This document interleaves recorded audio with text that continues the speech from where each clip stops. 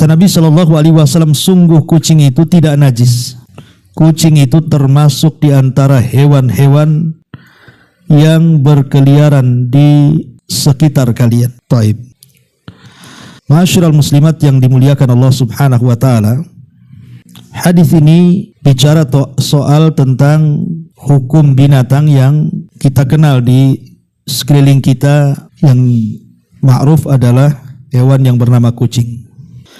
Hadis ini sebenarnya ada asbab wurudnya. Kenapa Nabi SAW sampai mengatakan seperti itu? Jadi dari sahabat Kabsyah binti Ka'ab ibn Malik, satu hari Abi Qatadah yang meriwayatkan hadis ini, beliau masuk. Lalu ia menyiapkan air wudhu untuknya. Tiba-tiba datang kucing, kemudian meminum dari air yang akan digunakan untuk berwudhu. Maka Abu Qatadah pun kemudian memiringkan wadah air tersebut untuk kucing itu, sehingga ia bisa minum dengan mudah. Lah Kabsyah binti Ka'ab ibn Malik ini tiba-tiba heran apa yang dilakukan oleh Abi Qatadah. Kenapa dia memberi minum dari air yang akan digunakan untuk berwudhu? Maka kemudian Abi Qatadah radhiyallahu anhu mengatakan, apakah kamu heran wahai anak saudaraku? Maka Kabsyah mengatakan ya. Kemudian dia mengatakan, Nabi SAW bersabda, innaha laysat binajasin, innaha minat tawafina alaikum wat tawafat. Bahwa kucing itu tidak najis, dia adalah hewan-hewan yang berkeliaran di sekitar kalian. Ma'asyiral muslimat yang dimuliakan Allah Subhanahu wa taala, ada juga riwayat dari Ummu Darda, anna maulataha arsalatha biharishati ila Aisyah radhiyallahu anha fawajadtuha tusalli fa asharat ilayya an dha'iha faja'at hirrah fa akalat minha falamma sarafat akalat min haitsu akalatir hirrah faqalat inna Rasulullah sallallahu alaihi wasallam qala innaha laysat binajasin innaha hiya minat tawafina alaikum wa qad ra'aitu Rasulullah sallallahu alaihi wasallam yatawadda bi fadliha. Jadi dari Ummu Daud bahwasannya maulah hamba sahayanya yang dimerdekakan oleh Ummu Daud ini memintanya untuk mengirimkan harisha. Harisha ini semacam makanan yang dibuat dari gandum yang dicampur daging, untuk dihadiahkan kepada Aisyah Ummul Mukminin radhiyallahu anha. Lah sesampainya di sana, aku menemukannya sedang sholat. Jadi Aisyah sedang sholat, kemudian Aisyah berisyarat kepadaku untuk meletakkannya dalam sholat itu. Lah tiba-tiba datang seekor kucing dan memakan sebagian makanannya. Lah ketika Aisyah radhiyallahu anha selesai sholat, ia pun makan dari sebagian makanan yang sudah dimakan kucing. Kemudian Aisyah radhiyallahu anha menjelaskan bahwa Nabi SAW bersabda, sungguh kucing itu tidak najis. Kucing itu termasuk di antara hewan-hewan yang berkeliaran di antara kalian, dan Rasul pernah berwudu dari bekas minumnya kucing. Dari dua riwayat ini, ma'asyiral muslimat yang dimuliakan Allah Subhanahu wa taala, bahwa kucing itu tidak najis. Kucing itu tidak najis. Memang ada kaidah yang mengatakan bahwa setiap yang haram itu kotorannya najis. Setiap yang binatang yang makan dan hukumnya haram itu kotorannya najis. Bahkan badannya juga najis, seperti anjing umpamanya, itu diperselisihkan ulama. Jumhur mengatakan najis badan-badannya. Tetapi khusus kucing tidak. Kucing itu suci badannya. Tetapi walaupun demikian kotorannya tetap najis, ya. Walaupun dia haram dimakan, tetapi dia suci badannya. Tapi khusus kotorannya seperti kencingnya atau beraknya itu najis itu. Makanya saya nasihatkan ibu-ibu yang suka dengan kucing, maka harus rajin membuang kotorannya. Dan kalau bisa ada tempat khusus untuk beraknya, untuk kencingnya, supaya tidak tercecer kemana-mana. Karena yang namanya benda najis tentu akan memadaratkan. Baik, kita akan kembangkan ma'asyiral muslimat yang dimuliakan Allah Subhanahu wa taala soal kucing ini. Ada beberapa masalah yang mungkin kita akan bahas. Yang pertama, soal memelihara kucing. Apakah memelihara kucing itu boleh atau tidak? Yang kedua, jual beli kucing. Apakah jual beli kucing itu diperbolehkan dalam Islam? Kemudian yang ketiga, ada beberapa kepercayaan di masyarakat soal kucing. Seperti kucing hitam yang tidak ada warna selain hitam, itu dikatakan syaitan. Bahkan jin terkadang beralih rupa kepada kucing yang hitam, sehingga orang yang bermimpi dan mimpinya kemudian berjumpa dengan kucing hitam, berarti orang itu sedang kerasukan jin. Kemudian juga di masyarakat kalau nabrak kucing, maka bangkainya harus dimuliakan, dikubur benar-benar supaya tidak kualat dan begitu seterusnya. Nanti kita akan bahas seputar 3 soalan ini. Ma'asyiral muslimat yang dimuliakan Allah Subhanahu wa taala. Pertama bicara soal merawat kucing dulu ya. Apakah merawat kucing itu dibolehkan di dalam Islam? Ma'asyiral muslimat yang dimuliakan Allah Subhanahu wa taala. Pada dasarnya memelihara binatang itu selama tidak ada larangan, maka tidak ada masalah. Kecuali ada larangan ya. Seperti umpamanya memelihara anjing itu memang ada larangannya. Nabi mengatakan, "Maniktana kalban illa kalba saydin aw masyiatin naqasa min ajrihi kulla yaumin qiratan." Barang siapa yang memelihara anjing selain daripada anjing buruan atau anjing untuk digunakan menjaga, maka pahalanya akan berkurang setiap hari sebesar 2 qirat. 2 qirat itu 2 gunung Uhud. Jadi pahala sebesar 2 gunung Uhud itu setiap hari akan hilang. Lihat, bayangkan, makanya jangan suka melihara anjing. Ustaz, anjingnya lucu loh. Lebih lucu lagi daripada kucing. Lebih lucu dari suaminya lagi. Tetap tidak boleh, namanya anjing ya anjing. Tetap dilarang. Mau lucu kayak apapun tidak dibolehkan, karena yang dibolehkan cuma 2 dalam hadis ini. Anjing buruan atau anjing untuk menjaga ternak saja. Tetapi pada dasarnya semua hewan yang tidak terlarang dan dia bukan hewan buas ya tidak akan mengganggu kita. Karena ada orang yang memelihara ular, akhirnya dia kena patuk ular, mati pula sama peliharaannya. Ada orang yang melihara buaya, dia pula kena santap buaya. Ada orang melihara binatang buas, dia pula kena buasnya binatang buas itu. Jadi kalau membahayakan ya tidak boleh, tapi pada dasarnya hukum memelihara binatang apapun termasuk juga kucing sah-sah saja. Tidak ada masalah, apalagi hewan itu bermanfaat bagi kita. Seperti bisa dimakan dagingnya kayak ayam, kelinci dan yang semisalnya gitu ya. Atau manfaat yang lainnya seperti umpamanya dilihat dari senang dengan bulunya, senang dengan lucunya, senang dengan suaranya, enggak ada masalah ya. Jadi itu hukum asalnya dibolehkan merawat binatang itu. Tetapi ma'asyiral muslimat yang dimuliakan Allah Subhanahu wa taala, yang jadi masalah adalah ketika kemudian seseorang itu merawat binatang berlebihan. Umpamanya ibu memelihara binatang itu sampai menghabiskan banyak biaya hanya untuk merawat binatang, merawat kucing, karena kita tahu bahwa kucing ini kan juga tidak sedikit kan biayanya kan Bu. Untuk makan dia saja bisa ratusan ribu itu. Belum lagi perawatannya, belum lagi kemudian pemeliharaannya dan begitu seterusnya. Terkadang kemudian seseorang itu berlebihan.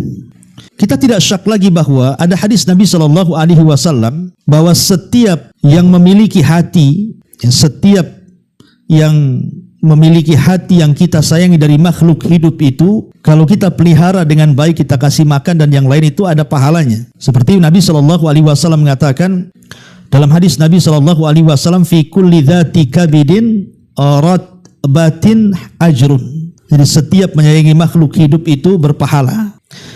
Tetapi sekarang ini masalahnya kita lebih mendahulukan binatang dibandingkan manusia. Umpamanya di samping rumahnya ada orang susah, ada orang fakir, ada orang miskin, ada anak yatim, ya kan? Yang harusnya sebenarnya uang untuk pemeliharaan hewan itu bisa disedekahkan kepada mereka. Yang jelas-jelas manusia yang maksum, ya, yang jelas-jelas manusia yang maksum, yang terpelihara. Sementara binatang ini tidak maksum. Jadi terkadang itu yang harus dipahami. Ya, yang harus dipahami adalah jangan sampai kemudian lebih mendahulukan kucingnya dibandingkan orang miskin di sekitarnya. Karena ini tidak boleh, ya.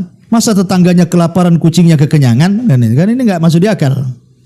Nah, ini juga harus dipahami. Boleh kita merawat binatang, burung dan yang semacamnya atau kucing, tapi jangan berlebihan. Jangan berlebihan. Yang lucunya lagi, ada suami istri itu sampai bertengkar gara-gara merawat kucing. Jadi istrinya itu saking sukanya dengan kucing, dia rawat sampai 2-3 kucing itu kan, dan kucingnya bukan kucing kampung, kucing kota ya, kucing Anggora, Persia atau yang semacam, yang tahulah berapa itu makanan untuk mereka saja per bulannya itu sudah cukup untuk membiayai hidup keluarganya lah. Sementara suaminya ini pas-pasan kerjanya, jadi setiap gajian itu hanya dibelikan makanan kucing, perawatan kucing, akhirnya berantakan rumah tangganya gara-gara kucing. Masa bercerai gara-gara kucing? Ya kan gak masuk di akal. Dan kenapa pula istrinya dibela-bela kucing daripada bela suaminya? Oh, lebih gak berakal lagi tuh.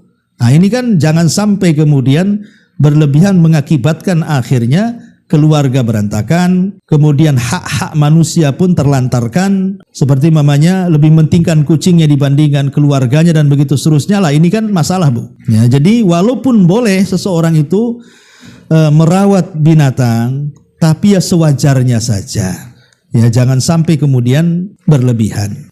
Ma'asyiral muslimat yang dimuliakan Allah Subhanahu wa taala, ini poin yang pertama, ya. Kemudian yang kedua, bicara soal hukum jual beli kucing.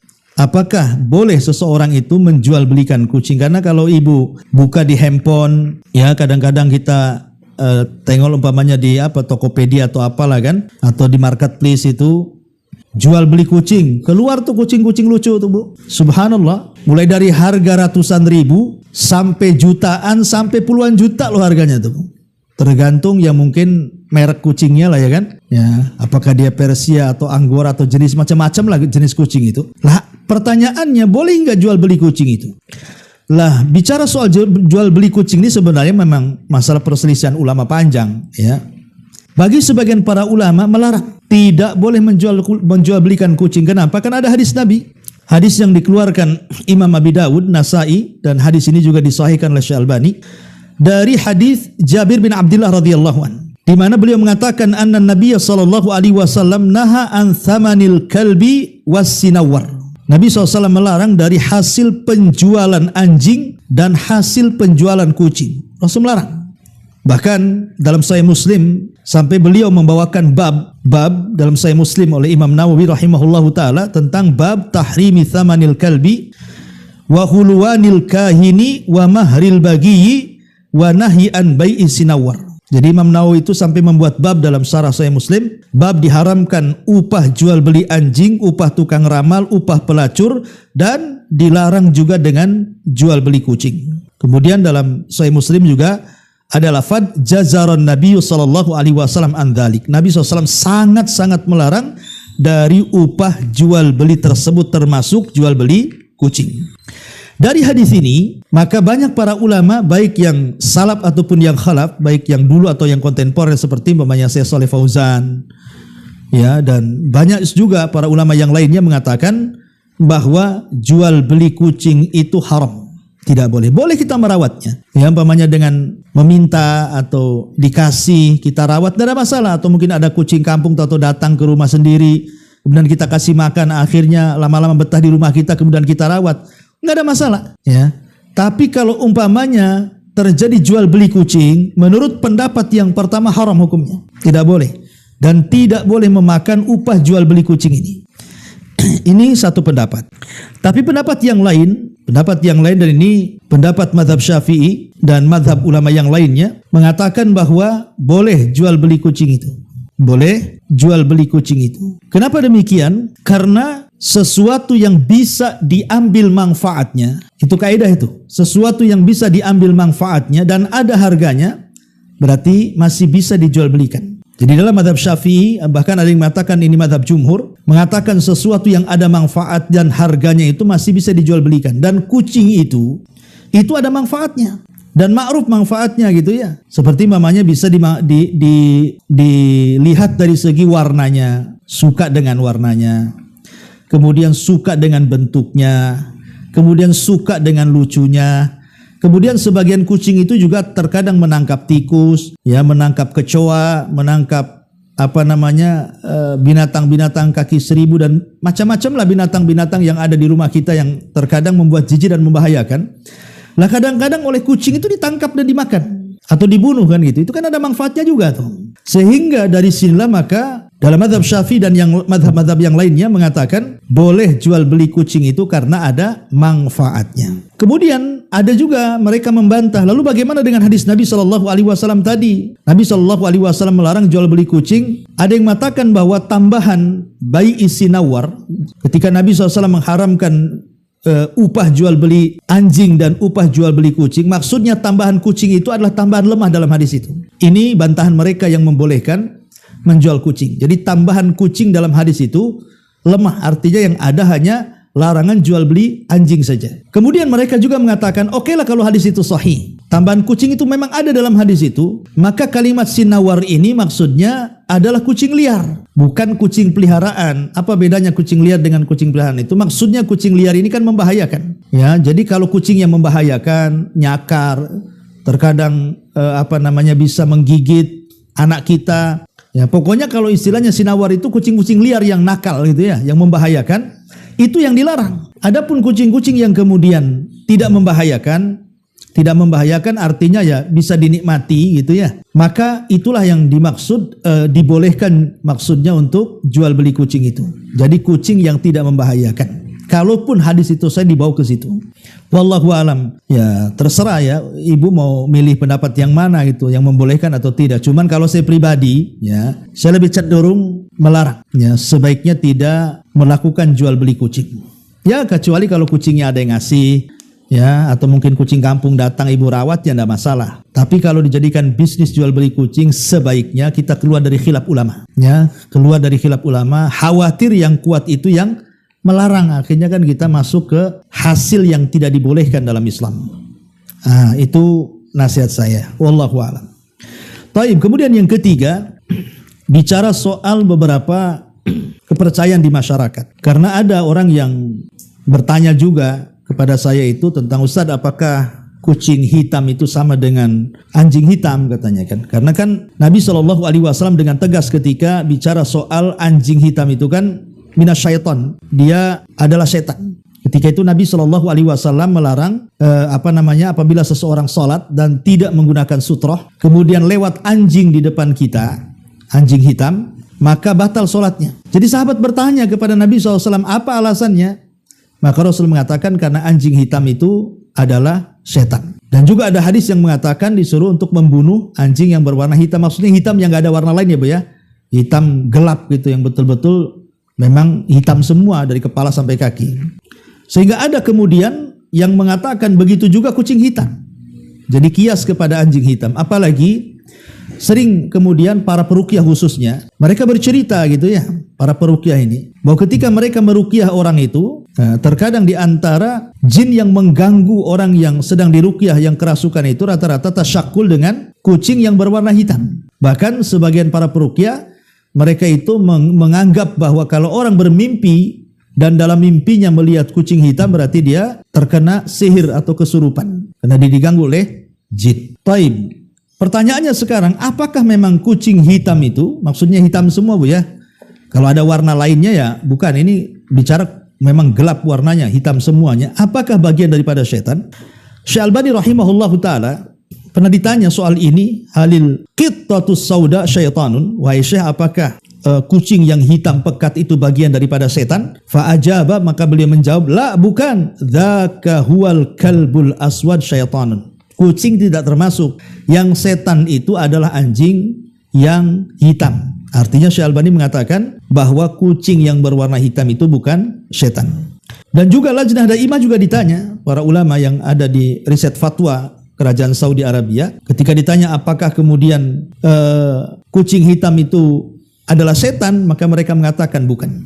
Mereka mengatakan bukan. Bahkan sebenarnya tradisi jahiliyah di zaman Nabi SAW, kalau ada binatang yang berwarna hitam, tidak mesti kucing, pokoknya binatang apa saja yang berwarna hitam itu orang-orang jahiliyah menganggap itu jin. Jadi ini bagian daripada keyakinan orang-orang jahiliyah. Maka sekali lagi saya katakan bahwa kucing hitam itu bukan setan, karena nasnya cuman bicara soal anjing hitam. Tidak ada nas tentang masalah kucing hitam. Ya, boleh jadi mungkin para peruqyah benar mereka mengatakan seperti itu, tetapi jangan dilazimkan. Ya mungkin sekali-kalilah, mungkin jin itu tasyakul, berubah bentuk menjadi kucing hitam, mungkin, kemungkinan bisa, karena bukan aja tasyakul dengan kucing hitam, jin tasyakul dengan manusia aja bisa kan gitu ya. Ya boleh jadi sekali-kali, tapi kalau kemudian diponis bahwa kucing hitam setan, maka tidak dibolehkan. Tidak ada riwayatnya ya yang mengatakan seperti itu. Ma'asyiral muslimat yang dimuliakan Allah Subhanahu wa taala, seandainya pun umpamanya, taruhlah kita bicara seandainya ada kucing hitam di rumah tuh Bu. Kucing umpamanya kucing kampung atau kucing apa masuk ke rumah, warnanya hitam, gelap sak mata-matanya hitam umpamanya Bu ya. Lah tiba-tiba kemudian terbesit, jangan-jangan itu tasyakul daripada jin. Atau memang itu jin, seandainya itu jin yang tasyakul beralih rupa kepada kucing yang hitam, apakah ibu harus membunuhnya? Maka tidak boleh. Sekalipun taruhlah itu jelmaan dari jin, tidak boleh membunuhnya Bu. Ibu cukup ta'awud kemudian usir dia. Karena kalau seandainya ibu membunuhnya, walaupun itu jin, kita dilarang membunuh jin. Ya, Nabi SAW saja tidak pernah membunuh jin. Pernah Nabi SAW diganggu sholatnya dengan jin, kemudian oleh Rasul dicekik tuh jinnya, kemudian diikat, terus habis itu sama Rasul dilepas lagi kan itu. Apalagi di zaman Nabi SAW ada waktu perang Ahzab itu ada anak muda karena baru menikah, khawatir dengan istrinya. Kemudian dia pun pulang minta izin sama Nabi untuk melihat istrinya. Kata Rasul, silahkan tapi jangan lepas pedangmu. Namanya kondisi perang kan itu ya, takut ada musuh. Tiba-tiba sampai di rumah istrinya berlari keluar dengan pakaian tidur yang tidak layak ya. Di zaman itu kan aib gitu ya. Pakaian-pakaian yang tidak layak itu dipakai kemudian lari keluar rumah padahal itu pakaian dalam rumah gitu. Marahlah kemudian si suaminya ini. Jadi si suaminya nanya, tapi istrinya mengatakan, aku ketakutan karena ada ular di dalam rumah. Akhirnya kemudian dia masuk, langsung diserang ular itu. Cuman sama-sama kena, ular itu berhasil menggigit, dia pula berhasil menebas ular itu. Ularnya mati, dia pun mati. Kemudian kabar ini sampai kepada Nabi SAW. Kemudian Rasul mengatakan, sungguhnya di Madinah itu ada jin-jin muslim katanya. Maka kalau masuk ke salah satu rumah kalian, bacalah ta'awud, kemudian usirlah, jangan dibunuh. Nah, kalau membunuh, berarti membunuh jin muslim kan termasuk dosa besar, tidak boleh membunuh. Makanya ini kalau memang ibu ada kucing hitam, ya kan, dan ibu yakini itu bagian daripada jin, maka diusir aja. Nah, tapi saya nggak yakin lah kan gitu. Buktinya coba saja kalau ada kucing hitam, ibu bacakan Al-Baqarah gitu. Kira-kira dia pergi atau enggak gitu kan? Ya kalau nggak pergi berarti nggak setan lah dia kan, ya. Kadang-kadang kucing ini kadang-kadang mereka keluar kemudian masuk ke rumah kita itu. Mereka cari makan sebenarnya itu. Mereka lapar, datang cari makan. Ya kalau ibu ada makanan kasihlah kan itu. Dan kalau ibu ngasih makan kucing ya pahalanya besar kan itu. Habis itu ya sudah dia pergi. Dia hanya cari makan aja kok. Walaupun itu kucing hitam tuh. Karena sekali lagi bahwa kucing hitam itu dia bukan bagian daripada setan seperti anjing hitam. Kemudian juga ada keyakinan di masyarakat ini yang kalau seseorang itu naik kendaraan kemudian nabrak kucing, kadang-kadang kepikiran tuh. Karena otaknya sudah dicuci oleh mitos-mitos, oleh khurafat-khurafat gitu ya. Kalau nabrak kucing itu beda dengan nabrak hewan yang lainnya. Kalau tidak berhenti diambil, dikafani, ya nggak disolatkan lah. Kemudian dikuburkan baik-baik gitu. Nanti dia akan kualat. Boleh jadi akan terjadi kecelakaan itu. Enggak Bu. Ya. Jadi nabrak kucing itu sama dengan nabrak bebek. Sama dengan nabrak ayam. Nggak ada hadis yang mengatakan kucing ini punya keistimewaan kalau ditabrak berbeda dengan hewan-hewan yang lainnya. Ya. Ma'asyiral muslimat yang dimuliakan Allah Subhanahu wa taala. Kemudian juga pembahasan kucing ini saya tambah. Ada sebagian masyarakat itu yang saya baca di beberapa artikel dan juga saya dengar juga gitu dari beberapa orang. Bahwa Nabi SAW itu sangat cinta dengan kucing. Bahkan Nabi SAW itu punya peliharaan kucing. Ya, jadi mereka mengatakan bahwa Rasul itu punya kucing namanya Mu'izzah. Jadi ada kucing namanya Mu'izzah, itu kucing peliharaan Nabi SAW, dan Rasul sangat cinta dengan kucing. Ini perlu saya jawab ya. Hadis tentang kucing Mu'izzah ini maudhu. Ini hadis palsu. Tidak benar Rasul itu punya kucing namanya Mu'izzah. Atau kucing-kucing yang lainnya. Rasul tidak pernah memelihara kucing. Dan Rasul tidak pernah punya kucing. Ingat ya, Rasul tidak pernah memelihara kucing. Dan Rasul tidak pernah punya kucing. Adapun hadis Nabi SAW mengatakan bahwa merawat kucing itu bagian daripada iman. Ada juga tuh hadis Nabi mengatakan hubbul hirrati minal iman. Cinta kucing itu bagian daripada iman. Hadis ini juga maudhu. Lemah saja masih mendingan. Kalau sudah palsu itu bukan dari Nabi. Nah, mungkin ini direka-reka sama orang yang jual beli kucing biar laku mungkin kucingnya. Mungkin lah kan. Tapi ini nggak ada. Ingat ya, Nabi tidak pernah punya kucing, Nabi tidak pernah memelihara kucing, dan hadis yang mengatakan cinta kucing bagian daripada iman, ini hadisnya maudhu. Tetapi kalau yang dimaksud secara umum Nabi SAW mencintai binatang, ya. Nabi itu mencintai binatang bukan hanya kucing. Ya, contohnya umpamanya ketika Nabi berperang, kemudian ada sahabat menemukan sarang burung. Tiba-tiba anaknya diambil, burungnya ini induknya berputar-putar nyari anaknya. Maka Rasul melihat ini pasti induk burung nyari anaknya ini. Maka Rasul mengatakan, barang siapa yang menyakiti induk burung itu, maka dia akan mendapatkan ini dan itu. Kembalikan anak burung itu ke induknya, kata Rasul. Menunjukkan sayangnya Rasul kepada burung, memperhatikan dunia burung. Jadi maksudnya kalau yang dimaksud secara umum Rasul itu cinta kepada binatang termasuk dalamnya kucing, ya iyalah. Karena Rasul mengatakan irhamu man fil ardi sayarhamukum man fis sama. Ya, cintai makhluk yang ada di bumi, termasuk juga di dalamnya kucing dan juga binatang-binatang yang lainnya, maka kalian akan dicintai oleh zat yang ada di langit. Jadi kalau pendalilannya secara umum Rasul suka dengan kucing, bahkan suka dengan binatang-binatang yang lain, iya, Rasul sayang dengan binatang. Tapi kalau kemudian yang dimaksud ada kekhususan Rasul dengan kucing, maka ini perlu dalil, karena hadis-hadis seputar kucing itu di zaman Nabi SAW yang punya kucing itu yang ada jelas riwayatnya adalah Abu Hurairah. Ya, dari sekian ribu para sahabat itu kan yang suka kucing cuma Abu Hurairah. Ya, karena kalau dia ngaji dia bawa anak kucing, kemudian dikantongi, ya nanti habis ngaji dibawa, sehingga Rasul takjub dengan Abu Hurairah ini dan ditanya, itu apa yang kau bawa ya Abu Hurairah? Kata Abu Hurairah, anak kucing. Maka Rasul mengatakan langsung yang tadinya namanya Abdurrahman ibn Sakhr, langsung oleh Rasul dikasih nama ya Abal Hir, katanya, wahai bapaknya kucing, ya, atau ya Aba Hurairah, wahai bapak kucing kecil, gitu ya. Jadi para sahabat yang punya kucing itu cuman Abu Hurairah, dan Nabi SAW tidak melarang Abu Hurairah untuk merawat kucing. Artinya boleh seseorang itu merawat kucing selama hak-haknya dipenuhi, Bu, ya.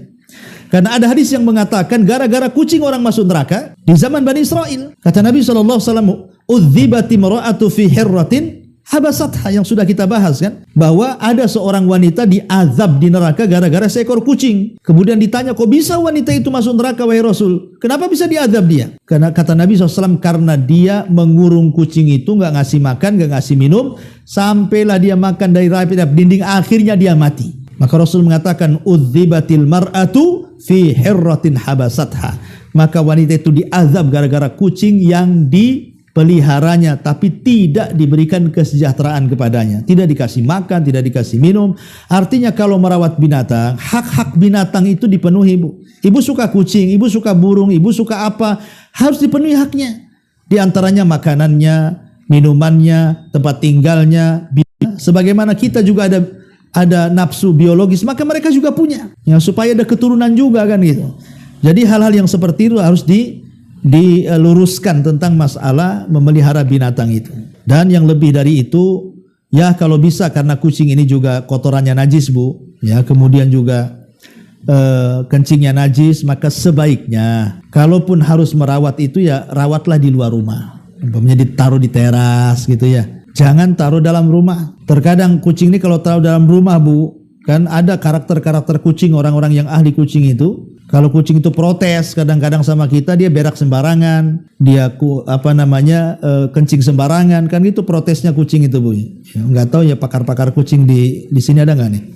Ya, saya baca seperti itu. Nah, kalau dia sedang protes dengan kita dalam rumah, khawatir dia masuk ke tempat sholat, berak pula di sejadah kan jadinya. Atau karena kan sifat kucing itu kalau habis berak, kalau habis kencing itu kan kakinya dia kayak ada menutup-nutupi tempat berak kencingnya kan, padahal gak ada pasirnya di situ tuh. Nah, dikhawatirkan punya beraknya kena kakinya, kencingnya kena kakinya, lari ke tempat tidur, lari ke tempat sholat, kan akhirnya memadaratkan semuanya, Bu. Ya, makanya itu harus diperhatikan. Ya sebaiknya kalaupun harus merawat binatang, ya taruhlah di luar, di teras gitu ya, sehingga tidak memadaratkan. Kalaupun harus masuk ke rumah, ya sekali-kali. Ya, kadang-kadang yang lebih ada yang berlebihan sama kucing itu.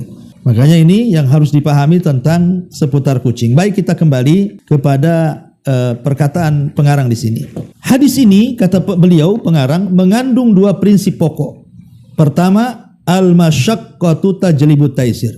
Kesulitan itu mendatangkan kemudahan. Ya. Dalam syariat Islam, antara wujud prinsip ini adalah bahwa benda-benda yang ada asalnya suci akan tetap suci walaupun tersentuh oleh kucing. Sehingga tidak wajib untuk mencuci segala yang tersentuh oleh mulutnya, tangannya, kakinya. Karena Rasul mengatakan innaha minat tawafina alaikum wat tawafat. Sungguh kucing itu termasuk hewan-hewan yang berkeliaran di antara kita. Artinya apapun benda di rumah, entah piring, entah sendok, ya kalau tersenggol oleh kucing, terjilat oleh kucing dan begitu seterusnya, tidak menjadikan najis. Ya, ingat, tidak menjadikan najis. Ini yang pertama.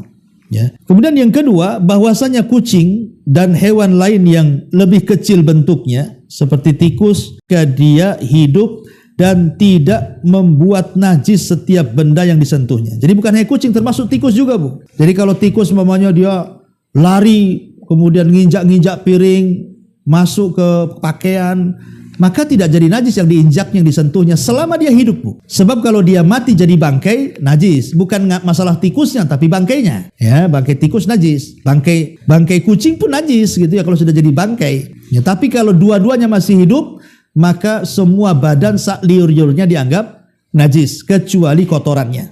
Ini yang kedua. Yang ketiga, hewan yang najis ketika hidup ataupun mati, baik tubuhnya secara utuh, bagian-bagian tubuhnya dan juga kotorannya, contoh anjing, seluruh hewan buas, babi dan yang semisalnya. Artinya kucing tidak termasuk di sini. Kemudian yang selanjutnya, hewan yang suci ketika hidup namun najis setelah mati, contohnya kucing dan yang lebih dari kucing bentuknya, tikus dan yang semacamnya. Kemudian di sini hewan tersebut tidak bisa jadi halal karena disembelih atau dengan cara lainnya. Jadi walaupun kucing itu tidak najis, jangan pula ibu sembelih kucing, ibu buat gulai kucing, nggak boleh. Ya, rendang kucing nggak boleh. Memang dia nggak najis, tapi haram dimakan. Ya, ingat, dia tidak najis tapi haram dimakan, nggak boleh. Ya. Kemudian yang ketiga, hewan yang suci ketika hidup dan mati namun tidak dimakan, tidak boleh dimakan. Contoh adalah serangga yang darahnya tidak mengalir. Ini pun sama, tidak boleh. Ibu makan kecoa tidak boleh. Ya. Kemudian yang keempat, contohnya adalah hewan-hewan yang boleh untuk dimakan seperti kambing, ayam, itu boleh. Ya. Dan kotorannya juga tidak najis, ya, karena bisa dimakan. Pokoknya hewan yang bisa dimakan itu kotorannya nggak najis. Memang dia kotor, tapi tidak semua kotoran hewan itu najis kalau dia bisa dimakan dagingnya. Seperti kambing, sapi, ayam, bebek, soang atau apa namanya, itu semua suci sak kotoran-kotorannya. Ya, tapi ya memang kotor, tapi bukan najis. Yang kelima, hewan yang suci ketika hidup dan setelah mati halal dimakan, baik disembelih ataupun tidak. Contohnya hewan-hewan laut dan juga belalang. Nah, itu walaupun nggak disembelih mati halal. Ya, tapi kalau ayam tidak boleh disembelih dulu. Ya, ini diantara kaidah soal hewan. Kemudian di sini kebanyakan ulama berdalil dengan sabda Nabi SAW, innaha minat tawafina alaikum wat tawafat. Karena kucing tidak dianggap najis karena dia adalah hewan-hewan yang jinak yang ada di sekitar kita. Masyarul muslimat yang dimuliakan Allah Azza wa Jalla. Kemudian juga ditambah tentang keledai. Kalau keledai ini kalau ada dua jenis, kalau yang liar halal, tapi kalau peliharaan haram. Ya, kalau keledai terbalik pula, ya. Jadi kalau dia keledainya liar maka halal dimakan setelah disembelih. Tapi kalau dia peliharaan maka tidak dibolehkan karena termasuk khabithah, ya, atau khaba'ith, menjijikan dagingnya karena memang digunakan untuk keperluan mengangkut barang, mengangkut orang, diambil jasa tenaganya dan begitu seterusnya. Makanya Rasul melarang tidak boleh memakan daging keledai peliharaan.